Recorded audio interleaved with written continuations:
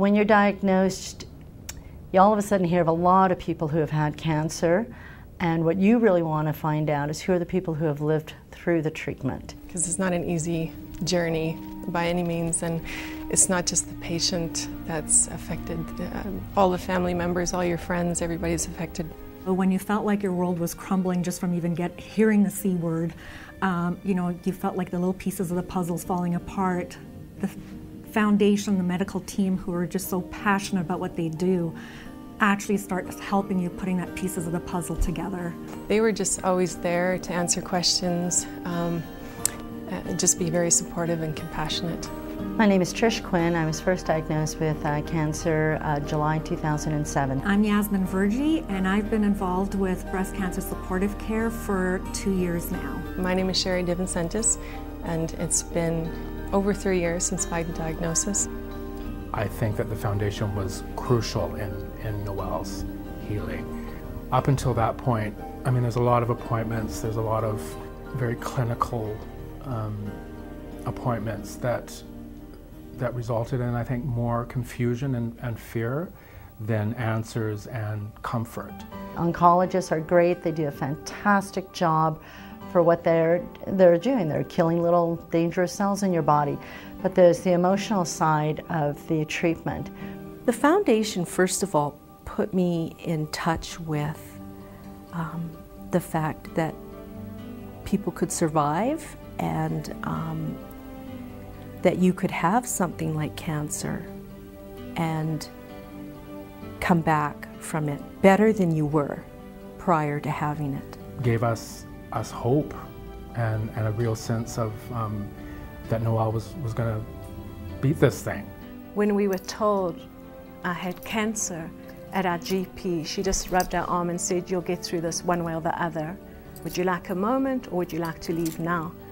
And my husband and I went down to our basement and we just cried and cried because we thought it was the end of the road. Breast cancer supportive care, like I said, was, I can't say more than a haven. It was a place that gave us a second chance maybe at life. My name is Darcy Fogo. My name is Noelle Fogo-Lamoureux. I was diagnosed with breast cancer in February of 2008. My name is Debbie Jackson, and I've been involved with the foundation with breast cancer supportive care for 2.5 years. Whenever I left the offices, I came out with renewed hope. And that was huge. With renewed hope, because I just didn't know where, I was at that time. My family members that have gone to the foundation are also grateful. Like they walked out of there feeling better, and they felt like I did, that I was going to be okay. The biggest support for my family and loved ones has really been knowing that they don't have to emotionally sort of support me alone. At that point, I felt I could have a little more control back in my life. My name's Deborah Cocalicchio. I'm a breast cancer survivor for 4 years now.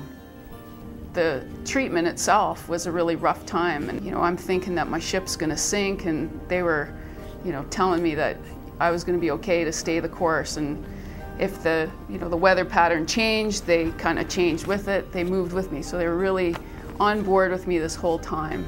My name is Kathy Lockerbie, and I first joined the foundation in July of 2009.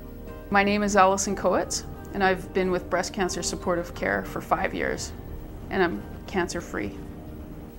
I don't have kids, I don't have a husband, and I was kind of different than everybody else, it seems, that had breast cancer, because I felt like I was alone. I had family, but I didn't have my own family that had to deal with it. It was all the little tips that got her through it. The stuff that you try to Google and you get 5 different answers off the computer and you don't know what's the right answer. These people are directly involved with it, and they know what works and they know what doesn't work. And it's just spot on advice every time. The biggest thing that they did for me was pull in my reins, and they said, okay, you can't do everything. You're gonna get, you're gonna wear yourself out. It's best to prioritize, and they kind of taught me how to deal with it. The foundation provided a network of supportive personnel and services that was unparalleled. From the beginning, it made sure that Polly did not fall through the cracks. I was focusing on dying. That's all I could think about, is that I was going to die. And my biggest fear in my life has always been, as a single mom, leaving my children. And it had come true, and I couldn't function. And I went to see them there, and it just felt this weight lift off of me that I wasn't going to die. And from there, they saw me through getting back to my life. We've had people in our community that haven't had the happy endings, and you tend to focus on that. And when you see the people that make it and you focus on that, that's what gets you through it. My name is Colin Lumby. My name's Polly Lumby, and I'm 2 years out from diagnosis.